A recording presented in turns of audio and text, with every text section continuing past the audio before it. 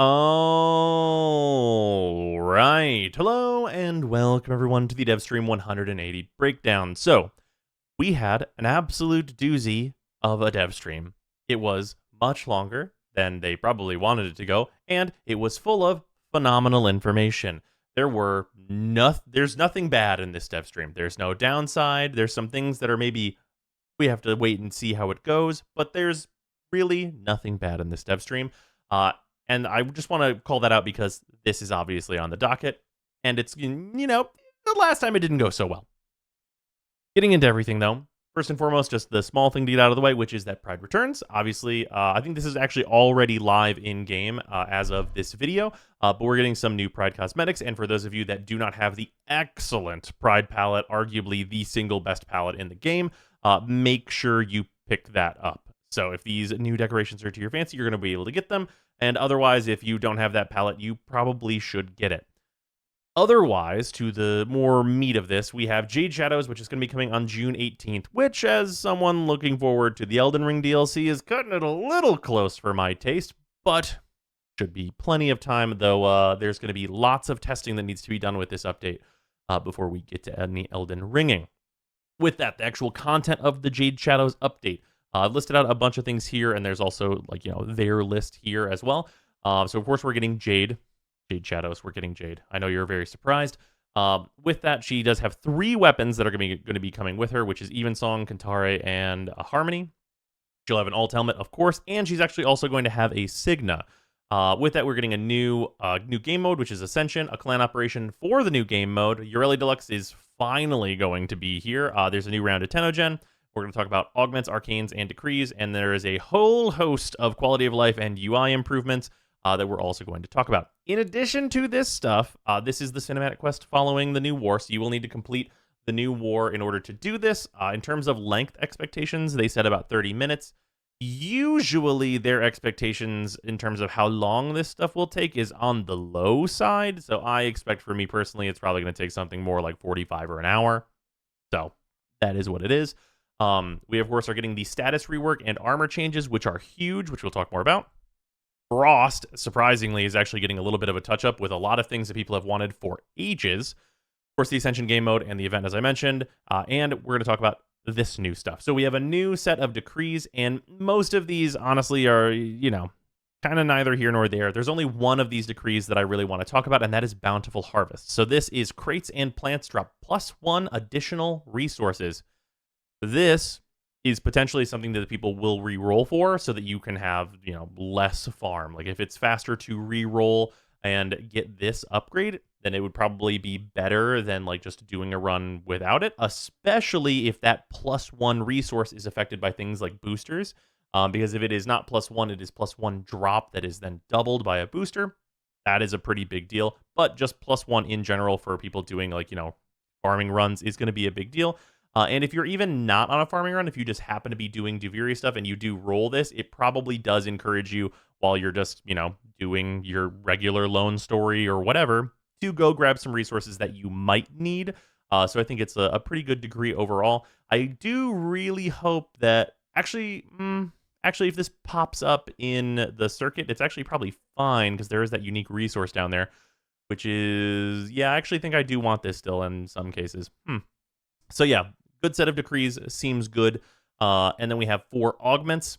Now these are interesting, but probably not overall great. First and foremost, we have Proteas, which is temporal artillery, which is a blaze artillery augment, which is when temporal anchor is activated, one existing artillery unit will attach to Protea, halting its duration countdown. Max combo count is 20x.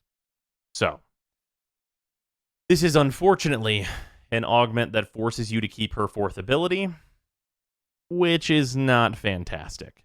It is a very, very rough thing to have to keep her 4th ability because it does basically do nothing.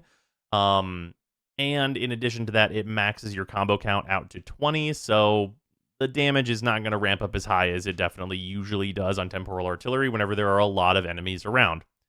That being said, this will probably be a build you can do on Protea. If you don't want to assume a helmet, then maybe you want to do double augments with her 4 augment plus this, but that gets kind of messy.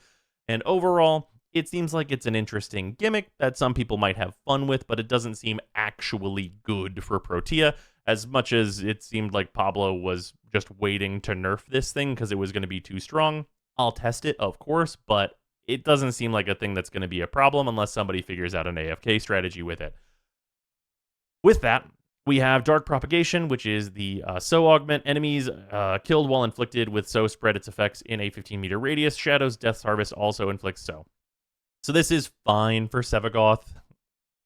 It's, it's not something that I think I would probably use, mainly because, like I've said in the past, like the best build for Sevagoth probably gets rid of his 4, and just having this spread around is like not that great overall. It's definitely usable. I think his other augments that you could be installing are just better, so it's a tough sell on Dark Propagation.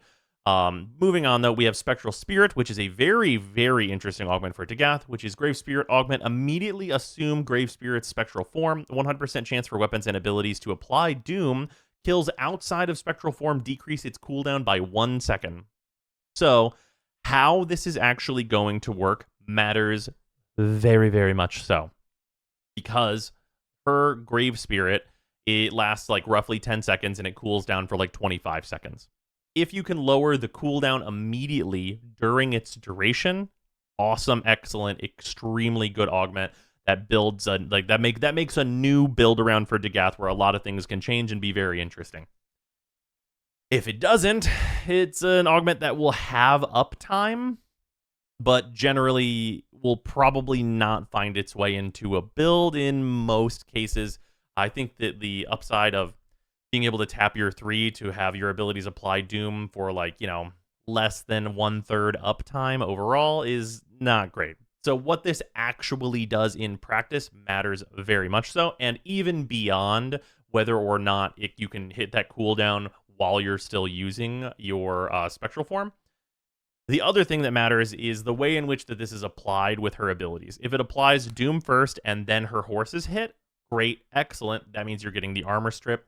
If it hits them and then applies Doom on the tail end of it, that means that you just hit enemies for like much less damage because they're still armored and they are not getting the debuff that you would normally get if you just applied Doom first.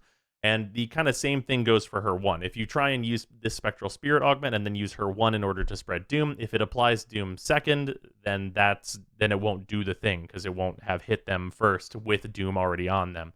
Or it won't have doomed them and then spread it with the rest of the ability. So we'll see how the actual functionality of Spectral Spirit really mets out. But it is at the very least very, very interesting and could make new things happen for Tagath. And then, unfortunately, Corvex's augment.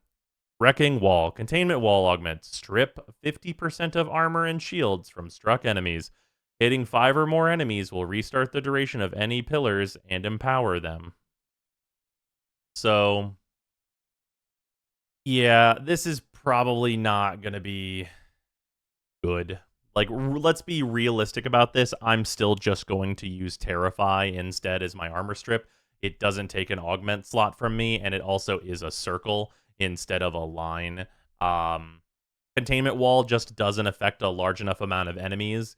And it's like, it just doesn't scale like the right way with range for how enemies are usually placed. If you already have a bunch of enemies already in a straight line, essentially, which is what Containment Wall affects, then, it's tough. It's a tough proposition. I really was hoping that Corvex was going to get a quality pass in terms of adding some things to his kit because he is just lacking in a bunch of ways. But this seems to be like the big fat no of that situation, unfortunately. So overall, the augments are a funny one, an actually really interesting one, and 2 and one of them is kind of assigning away that we're not going to get that pass on Corvex to make his first ability useful and so on and so forth. With that, we also have a whole set of new arcanes. We do not know exactly when these are going to be, or where these are going to be dropping rather, but probably it's from the new game mode. And for these, we have maximum 0.3 maximum energy for every armor point you have up to 1,000 energy. So this is interesting. So this is every 3 armor is 1 point of energy. And, high armor Warframes sometimes run flow. Not super usually though. The thing that will be interesting to see with this is if like Warframes that buff their armor get the additional energy max that way, because that would make the 1000 energy cap make a whole lot more sense first and foremost. And whether or not if you lose that armor, what happens. So this is a very interesting one for battery armor. I am not sure if it will really see use, but it'll at least be interesting to see like how this interacts with things in the game of like armor going up and down and like what affects it and so on and so forth. So definitely an interesting one in terms of just some testing things. And then we have Arcane Ice Storm, which is on enemy frozen solid, gain plus 2% strength and 2% duration for 15 seconds, which stacks up to 20 times. So it is 40% strength and 40% duration, assuming that you can freeze 20 enemies in, let's call it 5 seconds. That's going to limit you to basically exactly frost. And maybe some other Warframes that can inflict a bunch of procs. Probably basically no one else, if I'm going to be really honest. And with that, if on specifically Frost, I just don't see this being used. I mean, obviously you could combine this with Molt Augmented for total like plus 100% power strength, and then also 40% duration. And that's like cute, but it seems a bit inconsistent for my taste. Maybe if you, maybe like the Glaxion or some kind of primer for this, but it's a Warframe augment, and or a Warframe Arcane rather, and it's kind of iffy. If the numbers were higher, I'd be more enthused, but the thing to get this going seems to be pretty tight and not really worth it. For Secondary Fortifier, this is 1% Overguard Steel and 8 times more damage to Overguard. Obviously, also worth noting, this is all placeholder, so none of it is final numbers and everything like this. Secondary Fortifier kind of seems interesting. I don't really see a world where I'm going to drop one of my damage secondaries, one of my damage secondary arcanes, in order to use this. But it's at the very least very interesting to steal Overguard from an enemy, because that could be very, very large amounts of Overguard for you to be taking from them. And enemies do have trouble killing other enemies, especially ones with Overguard. So if you are taking that from them, then it could be really good. 1% is maybe a little bit low, because, you know, an enemy dealing 1% of damage to another enemy is pretty simple. But it'll at least be interesting to see how this goes, and the 8 times more damage to Overguard could have some situational things where it could come up. Then we have Secondary Surge, which is on ability cast, grants a ×1 damage multiplier to your next shot for every 200 current energy you have, up to 8 times. So this is actually really interesting because you can relatively commonly have 400 energy. That's really not hard, and a lot of Warframes will have 400 energy, if not more than that, quite often. The 1x damage multiplier, stacking 8 times, can be a 2x multiplier, stacking 8 times, which means you can get a 16 times bonus damage if you are just casting abilities. And for a lot of Warframes, you can actually, especially if this stacks while it's not, like, if the secondary is not equipped, if it's still just stacking while it's in your pocket, there's situations where you could, like, you know, have a secondary like the Lex or something, and, you know, you get its incarnate form going, but you don't use it very often unless you have a big problem you need to deal with. This could come up in that situation. Like, you know, if we, you know, didn't have enemies with attenuation that were a timer instead of a health bar, this could potentially delete big enemies and stuff like that. But yeah, kind of an interesting arcane that might see some, like, very niche use, but definitely a neat design space. Moving on, we also have Melee Afflictions, which is add 6 stacks to the existing status effects on enemies that are knocked off their feet by melee attacks. Really, really tough restriction, and it adds 6 stacks to statuses that they already have, which usually if you're going to be doing that, you're not going to be like doing a primer on an enemy and then knocking them down with your melee weapon in all likelihood. So I really don't see this one working, especially in a world where you could instead do like a melee influence build around or like a number of other things. This one seems like a very tough sell. So like a lot of like really odd niche but interesting arcanes, which I'm okay with. For quality of life, oh boy, there's a lot. Duplicating mod configuration. So you could already kind of like work around this and do this by linking a build to yourself and then clicking on it and copying it to a different slot. They're basically just integrating that into the mod menu if you want to copy paste your build over to like a second page to test it with a different helmet or change out just a couple mods or do this, that, and the other thing. That is going to be new functionality that's going to be in the mod menu. There's going to be a wrong mod polarity indicator, which is mostly for new players, but basically if you put a mod in a slot with the wrong polarity, it'll show you the correct polarity in green right next to it so that you can see what you should put there instead, which is great, especially for new players learning the game. There are new stat change indicators. So basically, if a stat has more details under it, it'll have like basically a little dash next to it that tells you can hover over and see a bunch more information, which is good. You can view all the augments for all abilities on the ability screen, which is nice, little functionality. Featured fashion in the arsenal. So this is whenever you are fashioning a Warframe in the bottom right corner, there will be like just other players' fashions that's there. They showed a bunch of like dev ones, and it might be like just a cool thing where like you can just see what the devs' fashions are and like give people ideas and do cool things like that. Hopefully that eventually leads us to the place where a really, really nice feature, if it would be possible, would be to have like basically featured fashion on a profile, maybe give people like slots on their profile so people could like look up profiles and get fashions that way. I think that would be a really interesting place to take what they're doing with the featured fashion in the arsenal. But super interesting and a cool ad.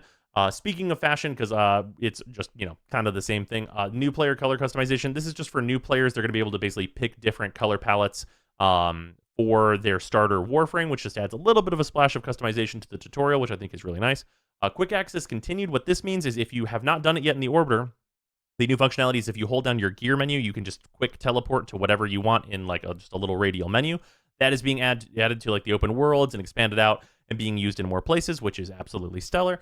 We are getting the HUD scale changes. So this basically is that the high resolutions are high resolutions. If you're playing in 4K or something, the UI gets really, really tiny, and then you have to scale it up to make it a good size. They're normalizing what size the HUD is, and then they're allowing us to make it smaller, so all of the options will be preserved, but basically they're normalizing how big the HUD is in Warframe at a baseline, and then you can just customize how big you actually want it after that. That will reset everyone's settings. If you've changed how big your HUD is, you will have to do it again, which is a minor thing, I would say. New distance number scaling damage. So if you have been enjoying or hating shooting a gun at an enemy at distance and turning that man into math and just numbers and you can't see shit, basically this is going to make the numbers pop further away from the enemy you are shooting so that you know where you are shooting the guy. Very useful in my opinion. Also is going to be a toggle.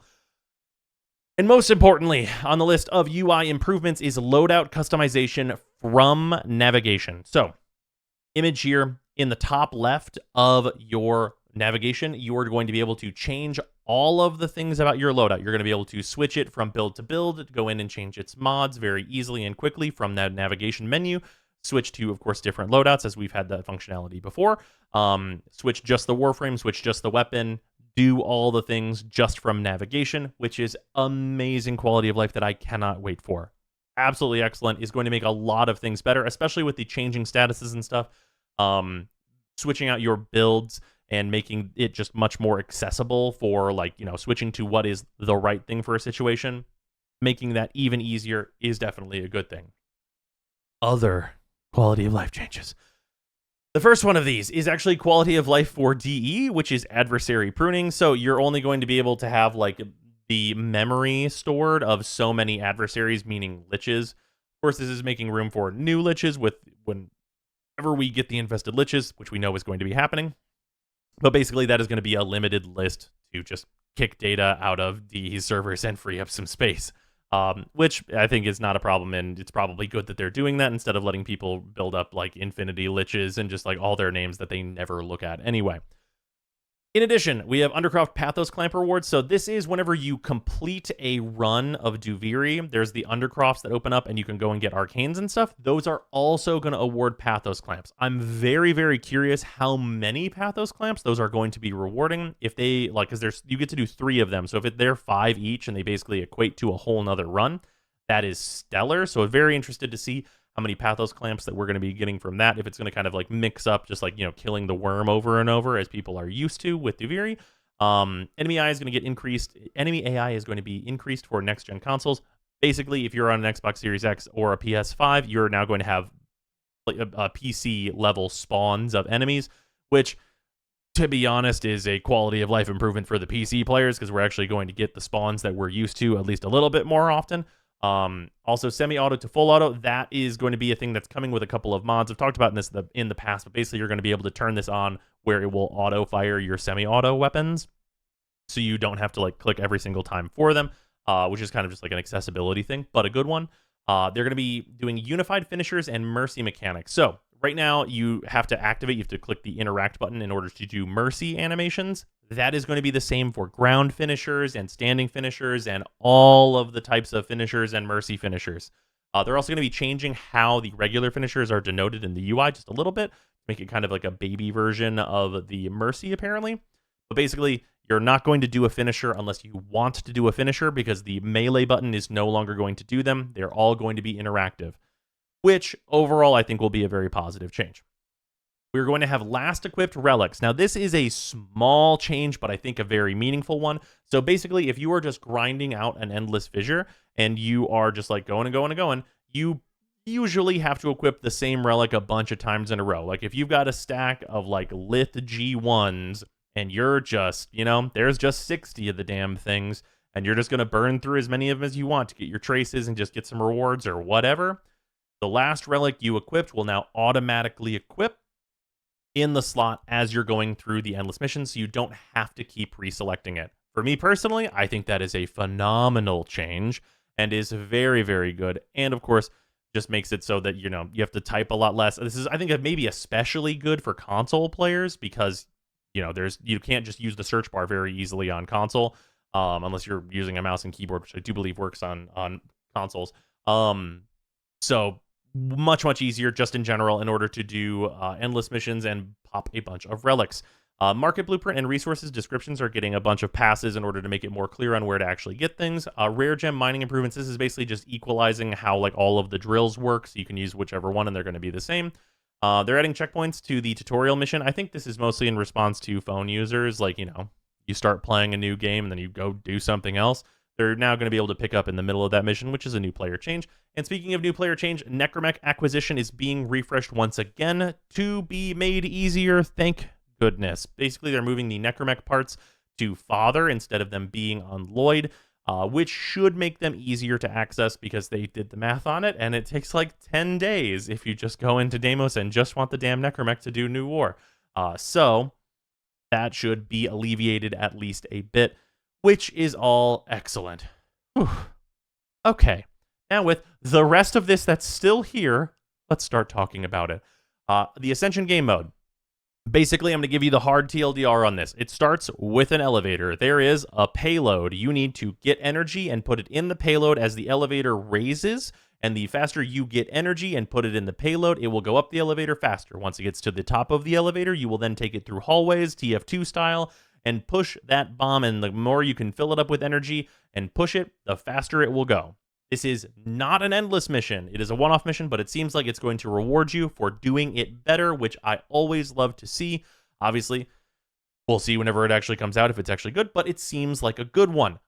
This is going to be very vertical, so, if you're not going to be a Warframe that can fly, you might want to work on the parkour a little bit if you haven't in a while. Belly of the Beast is, of course, the clan operation that is going to be built off of this Ascension game mode.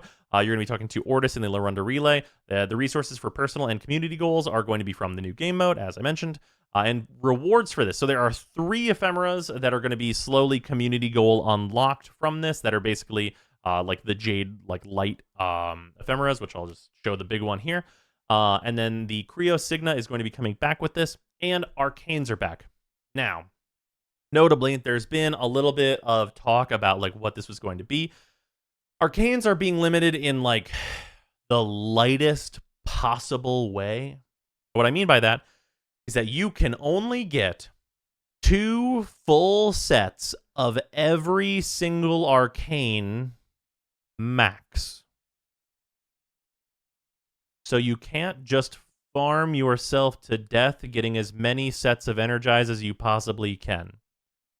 For me personally, I think this is a good thing as long as they have made it shorter to get the Arcanes. Because last time, if you wanted 1 set of Energize, it was going to take you roughly like 10 hours of farming in order to get the one set of energized. So as long as they've scaled back just how long it takes to get the arcanes in the event a bit, in trade for, not burning people out with just getting infinity rewards, I think that will be an incredibly good change. But of course, that just baseline time to get stuff does need to be scaled back a bit whenever there are these hard limits in place.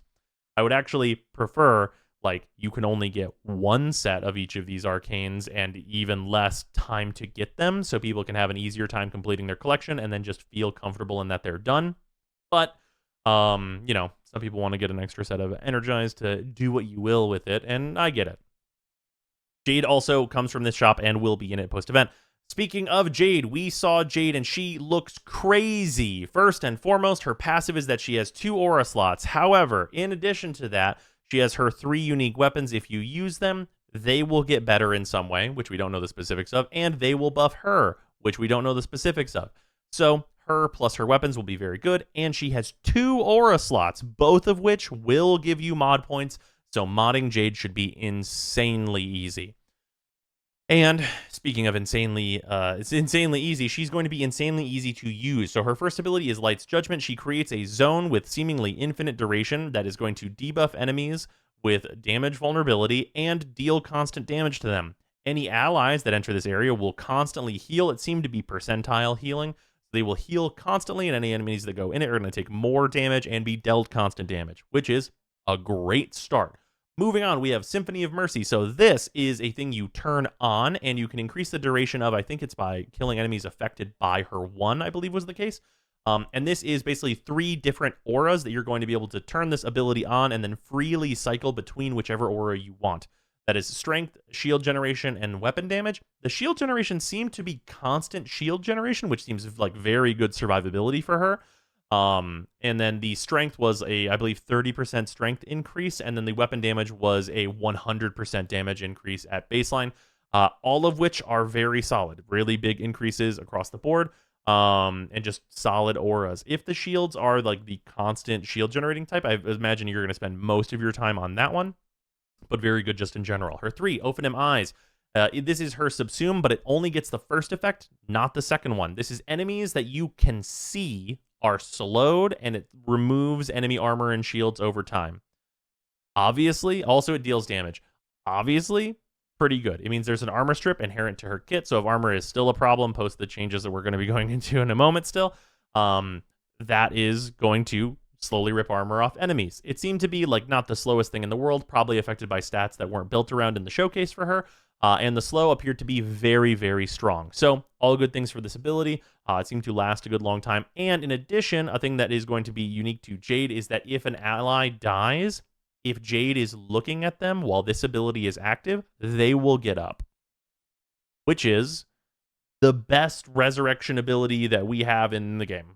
Like, there's basically no cost to this. It's on an ability you want to have on anyway, and if you look at an ally who's down, you will just...